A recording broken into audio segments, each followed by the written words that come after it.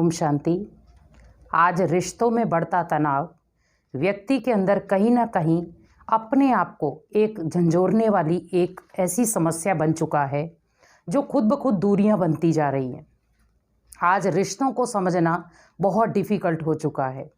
जिस प्रकार से आज हम रिश्तों को बनाने का बहुत प्रयास करते हैं कि उसमें कोई भी प्रकार की दरार ना हो, लेकिन फिर भी कहीं ना कहीं कारण या कारणे रिश्ते टूटते चले जा रहे हैं। और उसका कारण क्या बन जाता है? पहला है शक, दूसरा वहम और तीसरा है अपनी अंदरूनी सोच। क्योंकि आज व्यक्ति रिश्तों को निभाना कहीं ना कहीं भूलता चला जा रहा है।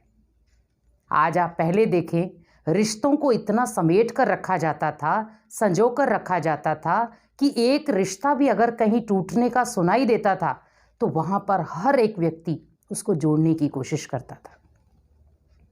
लेकिन आज अगर रिश्ता टूट रहा होगा तो वहां चार लोग जोड़ने की कोशिश नहीं करेंगे, वहां और उसे तोड़ने की कोशिश करेंगे। तो आज रिश्तों में मजबूती क्यों नहीं रही? कहीं ना कहीं हम आज रिश्तों को समझ नहीं पा रहे। रिश्तों में जो मान सम्मान होना चाहिए था, हम वो भी नहीं दे पा रहे।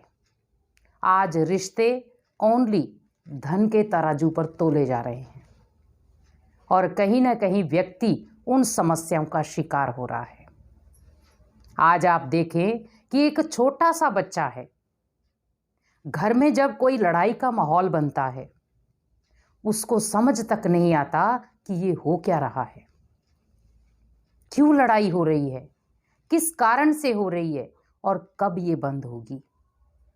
अगर हम कहीं कहा सुनी किसी के साथ कर भी लेते हैं, लेकिन उसका सीधा इफेक्ट पड़ता है बच्चों के ऊपर, क्योंकि बच्चे या तो अंदर ही अंदर डर जाते हैं या अंदर ही अंदर सहम जाते हैं और उन बच्चों की पढ़ाई की ग्रोथ नहीं हो पाती।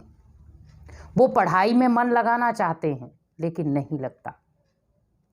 वो अपने आप को बहुत सारी चीज़ों में डेवलप करना चाहते हैं, नहीं कर पाते।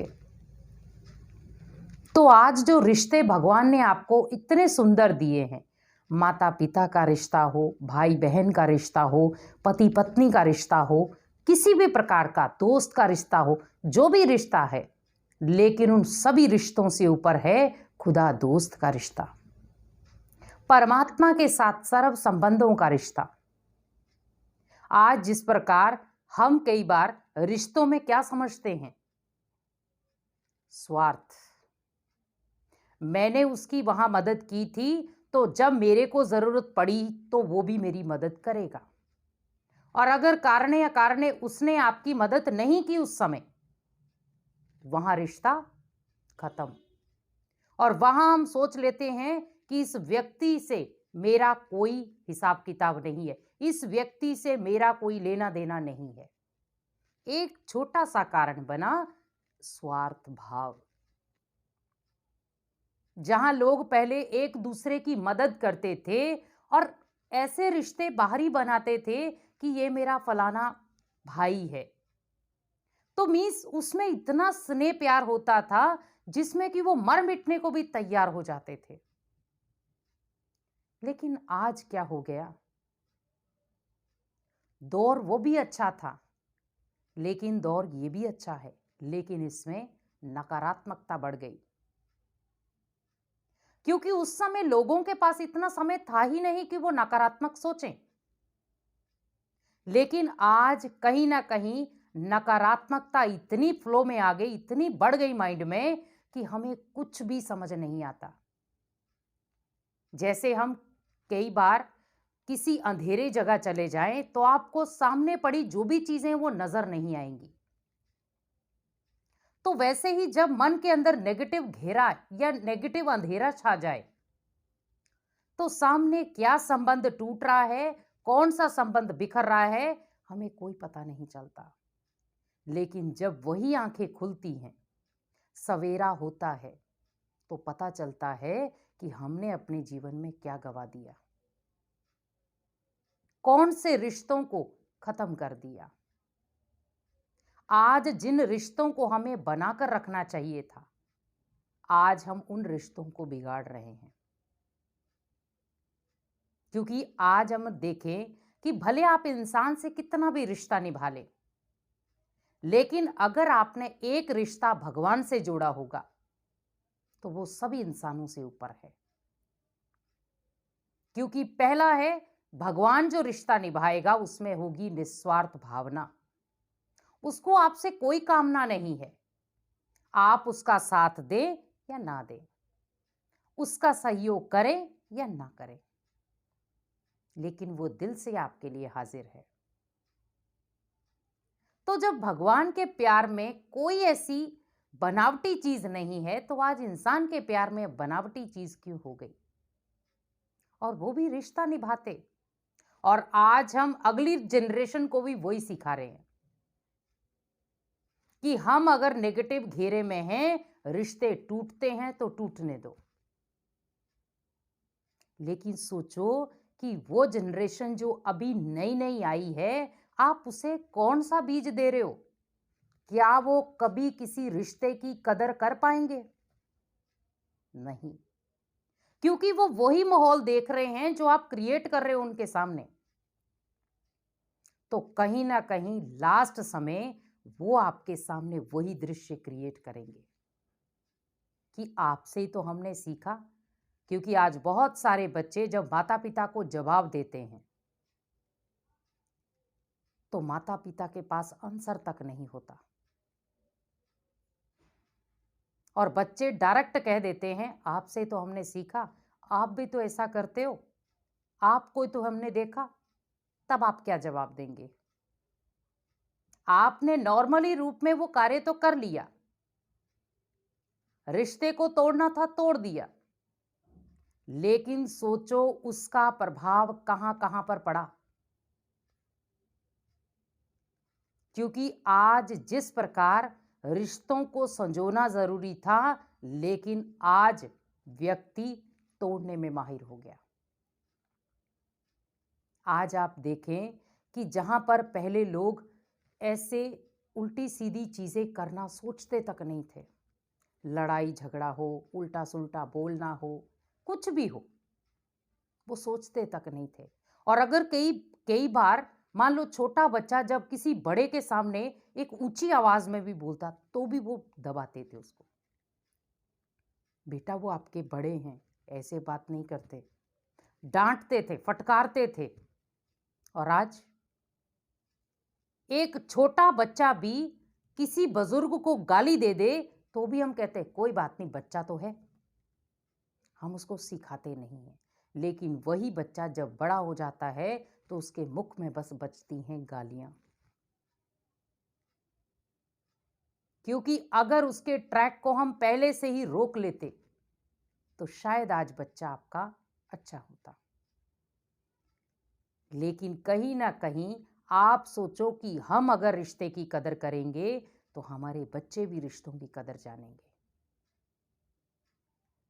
क्योंकि हमारे दादा परदादाओं ने रिश्तों को इतना संजो कर रखा कि एक एक रिश्ते की नींव को मजबूत रखा। भले बीच में परिवारों में खटास चलती रही, लेकिन फिर भी मजबूती लाई। उन्होंने ये नहीं सोचा कि धक से तोड़ दिया जाए, ये कहना नहीं मान रहा तोड़ दो, ये मेरी बात नहीं सुनता तोड़ दो। आज क्या हो गया इंसान को? रिश्तों को समझना तो बड़ी दूर की बात है, निभाना तक नहीं आ रहा।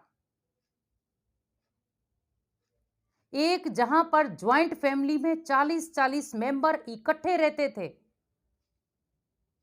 वहां एक मेंबर का रहना भी दुर्लभ हो गया। क्यों? आखिर कोई ना कोई कारण तो होगा। क्योंकि आज पहली है मान सम्मान, जो व्यक्ति एक दूसरे का करना ही भूल गया। वो बस ये सोच लेता है कि इसको नीचे कैसे दिखाना है। तो कहीं ना कहीं आप ये सोचो कि रिश्तों का जो भगवान ने आपको बहुत सुंदर एक ताज दिया था निभाने के लिए, वो कहीं ना कहीं आपने संभाला नहीं, डायरेक्ट भगवान ने फिर ले लिया। जब एक बच्चा आपके घर में आता है, जन्म लेता है, तो हम क्या कहते हैं, भगवान ने हमारी फैमिली को संपन्न कर दिया। बोलते हैं ना कि भगवान ने इस बच्चे को ला करके हमारी फैमिली कंप्लीट कर दी।